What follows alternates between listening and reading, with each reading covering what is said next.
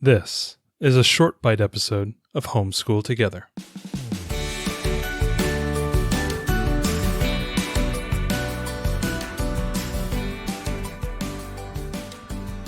Hello and welcome to Homeschool Together Short Bite Edition. If you have a chance, head down into the show notes to see where you can support the podcast. That would be wonderful if you could. Today we're talking about a kind of a throwaway toy that was given to our daughter this past year. I think my mom got it for her or something. No, who got it? It was given to her by Grammy, our youngest Grammy. My Grammy recently passed, and so it's kind of special. But she actually gave it to our youngest for her birthday. Was that last year then? That was last year. Yeah, she gave it to our 3-year-old when she turned 3. So basically, you've probably seen them out there advertised, maybe on like an Instagram feed or something on Facebook or something of that nature. But it's an LCD writing tablet.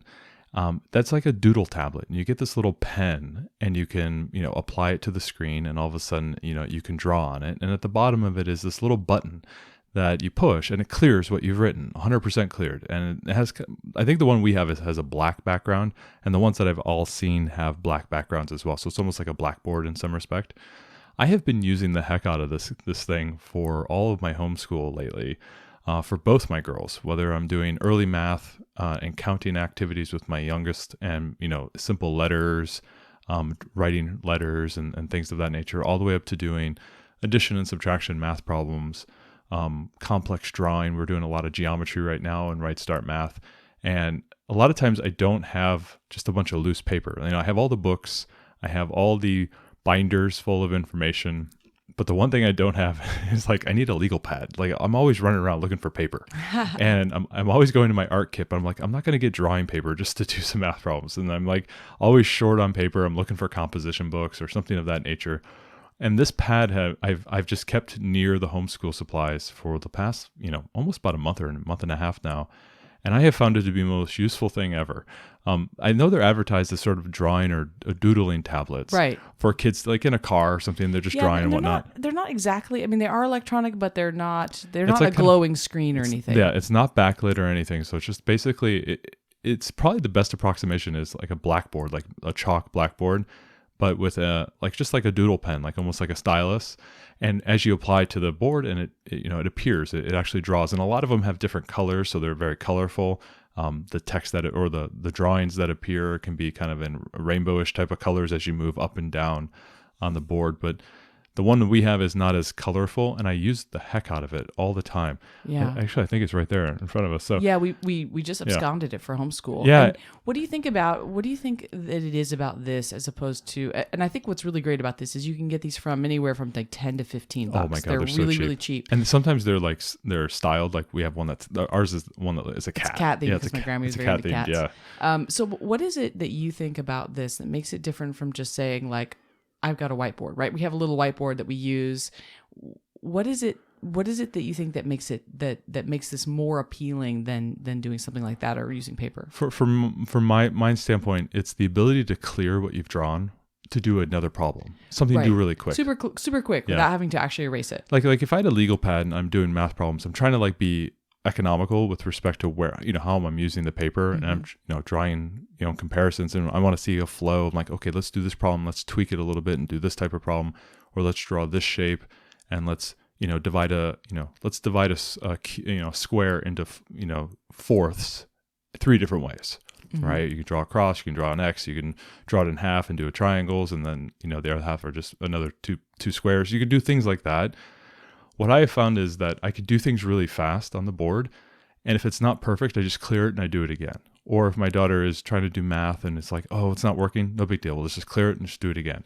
And what I like about it is I can draw really big, right? So a lot of times when I'm drawing on loose leaf paper, or I'm making my own problems and stuff, I tend to draw, because I'm an adult, I tend to draw in an adult size, which can very often for me in my physics background.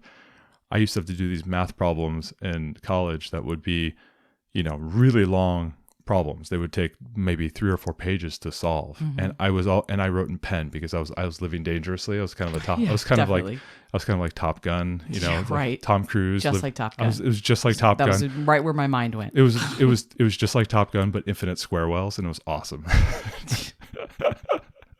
So nerdy. Such a nerd. Such a nerd. Anyway, I always lived dangerously with pens. And so I would always want to, be economical in how I was writing and really tight and very, had a good flow so that if my professor was reading it and goes, oh, you made a mistake here, but your flow was right, I'll give you most of the credit, that type of stuff. I always tend to draw really small. And for our daughter, she has to, wear glasses when she's reading or doing any type of homeschool. It's really difficult for her to see my small writing and to make really subtle marks on her. So I like using it to draw big problems.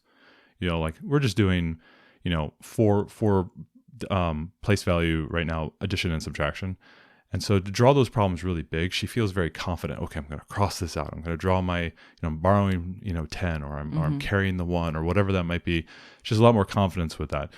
But then also with my daughter, the younger daughter, I can draw kind of funny shapes and pictures and people, and then have her count those people or count these things. And when she's writing and drawing, it has to be very big. She doesn't have that dexterity to write super small and tight. I like it for that reason, that when I'm tempted to do things on paper, it tends to be too small. I love the fact that I can go big without having to feel like I'm wasting a ton of paper. Yeah, or with a whiteboard, you have to constantly erase it. Constantly have to erase it. That's the thing with whiteboards. You can never find the right marker. 9 times out of 10, I don't know where the spray is. It's been sitting, the marker has been sitting on there. It doesn't come off. Yucky. I got to go get paper towel, and it doesn't 100% get rid of it. We have a bunch of whiteboards upstairs. Right. I have really gone to using these kind of a quick erasable LCD board now to do almost all my math examples. When I used to do whiteboards, I've been doing whiteboards for almost 2 years now, and I have almost moved to this LCD board. The LCD boards are nice. I think that the one-touch erase is what's really great. The only negative is that you can't refer back to something you've done. Right. That's the only Obviously, negative. it's gone. Yeah, it's gone. It's gone. But this is what I like about this too. This was a gift for our 3-year-old, as we said, and it's a really great gift for little kids even because they can. I think our daughter feels like a little bit less worried about making mistakes and stuff because she's just gonna hit the erase button. Really great for road trips, for doing stuff in the car but it's also economical. You don't have to pack. It's thinner than a composition book. It's super thin. It's super light. It's pretty durable too. It's been dropped a ton of times. I put it in my backpack with a bunch of other books. Backpack's moving around. No issues. I've had no issues with it. I don't know if there's an active electronics in there or if it's passive. I don't know.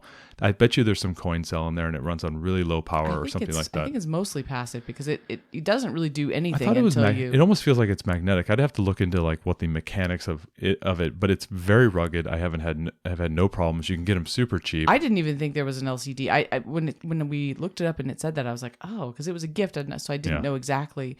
But yeah, it's really convenient. Our kids really like to use it to play kitchen as well, and they take orders. They take orders and then they clear them and stuff. So that's really fun too. But what just kind of a neat little trick we wanted to share with you all. Absolutely, yes. It's such a cool little product. Great little product. They're super cheap. We'll put a link to a couple of them on Amazon. Definitely. If you would also like the cat one. If you also like the cat one, we'll put a cat one in there so you can see. Yeah, and check it out. I think they're a great product, especially on the go, or if you're kind of minimalist in your space or you don't want to waste a lot of paper. There's a lot of pros to that. A couple little negative cons. Obviously, you can't restore what you've done before, can't point back to early problems, but I love the speed and the on the go ability with this LCD drawing board. I think they're just fantastic. Thanks so much for joining us today and making us a part of your homeschool journey. Please engage with us on social media. Join our Homeschool Together podcast group on Facebook and find us at Homeschool Together Podcast on Instagram. We'd love to hear your feedback, questions, and recommendations. Until next time, happy homeschooling!